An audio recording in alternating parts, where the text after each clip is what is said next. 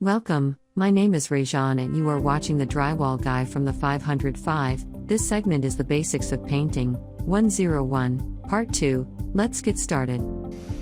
It's very important to have a dry and dust-free surface to mask our woodwork off with.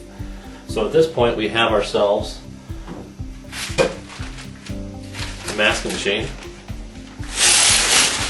which makes life a lot easier.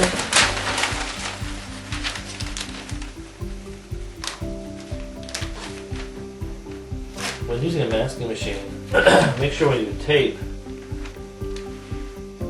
your baseboards or your trim, you don't run the tape up onto the wall at all, because all that will do is when you pull your paper and tape off, it could have a tendency not only to have a gap of no color, but it could end up tearing your paint back and have bare sheetrock paper.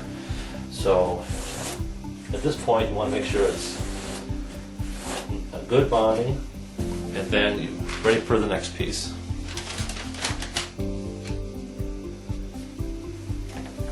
If you're enjoying the video, please like and subscribe.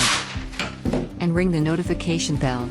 Please leave a comment below. It helps the algorithm and lets us know what other video topics you would like to see.